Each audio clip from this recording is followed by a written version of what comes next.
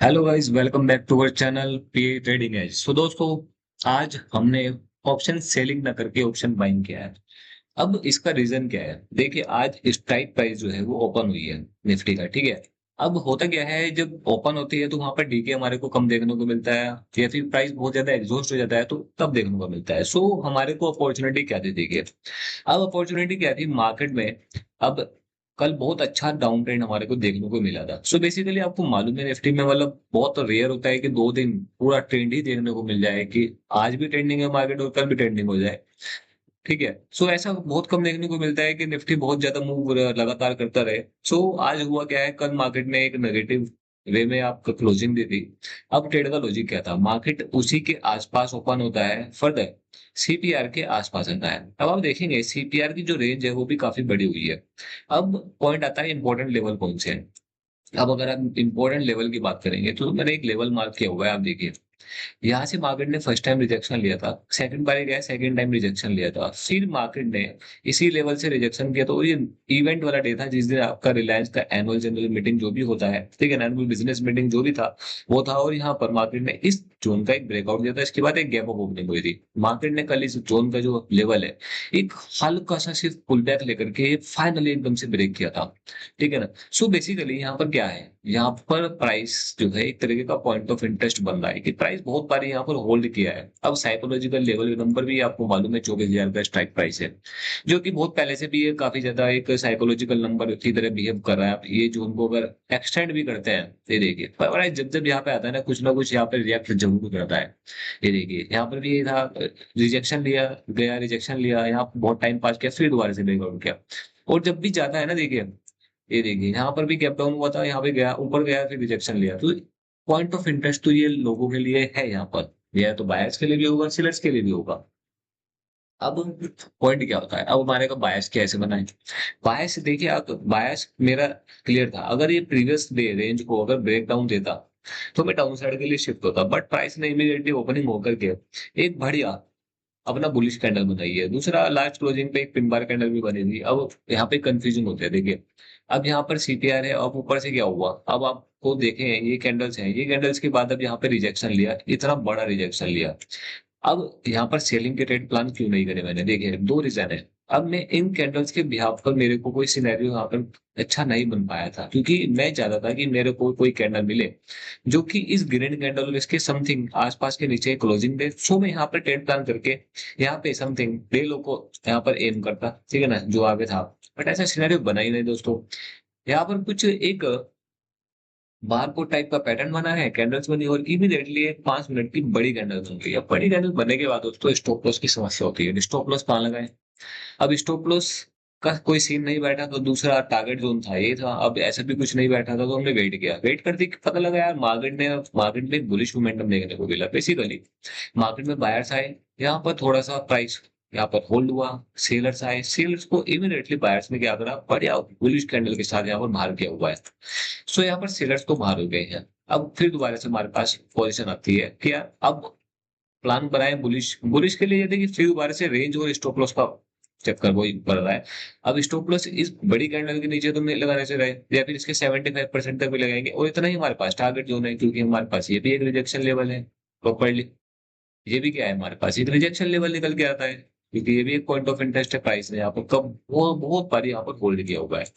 सो अब यहाँ पर जब इस जोन का ब्रेकआउट आया, ब्रेकआउट के बाद हम यहाँ पर एंट्री प्लान नहीं कर पाए दोस्तों, क्योंकि मार्केट में मेरा इनिशियल जो व्यू था ना, देखिए, वो डाउन साइड का था। मेरे को ऐसा लग रहा था कि मार्केट में रिजेक्शन आना चाहिए कहीं ना कहीं से, कोई सिनेरियो ऐसा बना चाहिए जहां से प्रॉपर रिजेक्शन देखने को मिल जाए। बट मार्केट ने ऐसा नहीं किया।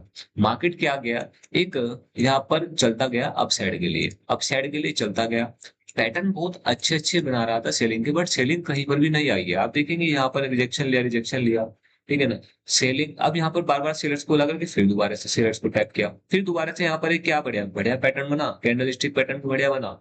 थोड़ा सा यहाँ पे भी फिर प्राइस होल्ड गया, फिर दोबारा से एक बड़ी बुलिश कैंडल। अब मेरे को एक चीज समझ में आया कि यार जब जब सेलर्स एंटर कर रहे हैं, एक कैंडल, दो कैंडल, फिर ये एक तीसरी कैंडल, और फिर एक चौथी कैंडल, ये बढ़िया बढ़िया कैंडल बढ़िया वॉल्यूम के साथ है। तो मेरे को मालूम पड़ा यार, सेलर्स को बार बार यहाँ पर ट्रैप किया जा रहा है, सेलर्स को बुलाया जा रहा है और ट्रैप कर रहा है। अब प्राइस यहाँ पर फाइनली आया, फाइनली आने के बाद अब मैंने एक जोन मार्क किया क्या प्राइस जो है एक सर्टेन लेवल यहाँ से जो प्राइस का था ये जो लेवल है, ठीक है ना। अब अगर प्राइस इस जोन के नीचे आता है क्योंकि प्राइस इस जोन में काफी होल्ड किया इस जोन का अगर ब्रेकडाउन देगा सो मैं एक रेंज मेरे पास निकल के आएगी ये वाली पूरी सीपीआर की रेंज है। तो मैं यहाँ पे प्ले आउट करूंगा बियरिश साइड पर, बट यहाँ पर भी क्या हुआ प्लान नहीं हो पाया दोस्तों। दूसरा यहाँ पर क्या हो रहा है टाइम पास हुआ। टाइम पास देखिए आप कितने बारी सेलर्स को इनवाइट किया गया है, सेलर्स को इनवाइट। और फाइनली टाइमिंग 1:05 पे एक बढ़िया जोन का एक क्या हुआ ब्रेकआउट हुआ, ठीक है ना। ये भी अच्छी कैंडल के साथ ही हुआ है जिस तरीके से ये कैंडल हुई ये कैंडल हुई इसी तरीके की ये कैंडल भी है। यहाँ पर क्या हुआ ब्रेकआउट हुआ और जस्ट हमने यहीं पर अपनी एंट्री इस थोड़े से पुल बैक में एंट्री प्लान करी है, आप देखेंगे ये। अब मैंने ऑप्शन बाइंग का रीजन आपको बताया क्योंकि स्ट्राइक प्राइस को ओपनिंग डे था सो डीके कब मिलता है। और हमने यहाँ पर क्या बनी अपनी एंट्री बनाई और हमने यहाँ की समथिंग 24,050 की अप्रोक्स हमने क्या करा इसको इस कैंडल के आसपास हमने इसको एग्जिट दिया दोस्तों। बिकॉज अगर मैं बताता हूँ अगर आपको 1 घंटे पर ले जाता हूँ, ठीक है, मैं इसको दोस्तों 1 घंटे पर शिफ्ट करता हूँ। देखिए नेट का इतना इश्यू हो रहा है ना मैं आपको क्या बताऊँ। नेट की वजह से मेरा बहुत ज्यादा दिमाग खराब हो रहा है। 4 दिन तक नेट नहीं चला उसके बाद भी कभी बीच में फ्रिक्वेंटली बेसिस पर नेटवर्क डिस्कनेक्शन हो रहा है तो थोड़ा वीडियो बनाने में भी दिक्कत रहती है।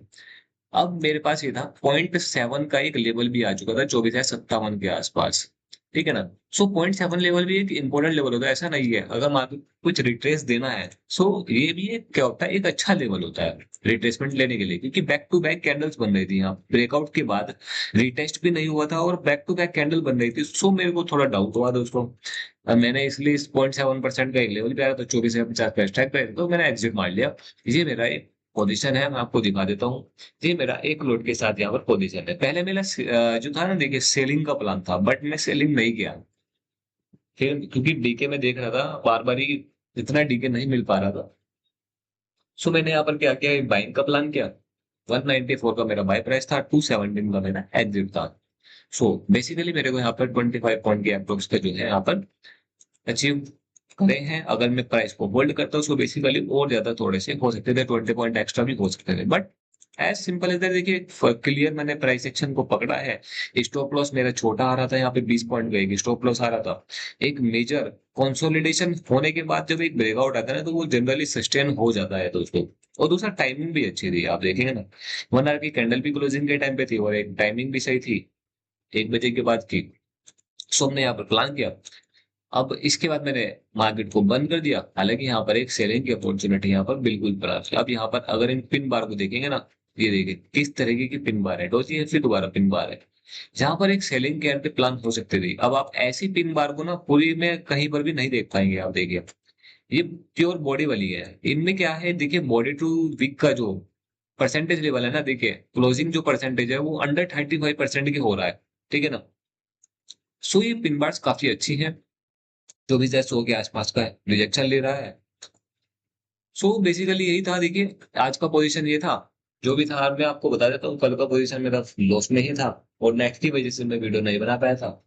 कल मेरा बहुत बेकार दिन गया 4,000 का मेरा लॉस लगा था दोस्तों, ठीक है ना। 2 लोट के साथ मैंने वहां पर एंट्री प्लान करी थी। एंट्री में आपको बता देता हूँ एंट्री कल मार्केट ने ऐसा किया मार्केट ने मेरे को जब ये बुलिश कैंडल यहाँ पर दिखाया बुलिश कैंडल के बाद मैंने देखिए एक एंट्री यहाँ पर इसके ब्रेकआउट के बाद प्लान करी थी सीपीआर में जब ये इस कैंडल के बाद ब्रेकआउट आया और ये सस्टेन नहीं हुआ दोस्तों। यहाँ पर टाइम पास करने के बाद मार्केट में यहाँ पर नीचे देखिए आया फाइनली फिर दोबारा भी बायर्स को बुला करके फिर देखिए आप कितना तगड़ा सेल हो पाया है। इस सेल ऑफ का रीजन भी नहीं बताया है कि क्यों आया है। देखिए इंडियन मार्केट थोड़ी अनप्रिडिक्टेबल हो चुकी है बहुत ज्यादा। तो देखते हैं कैसा रहता है कल का दिन कैसा रहता है। ये हमारी पोजीशन थी आपके आपको मैंने बताई ऑप्शन बाइंग यार करिए। मिलते हैं दोस्तों नेक्स्ट वीडियो में मिलते हैं।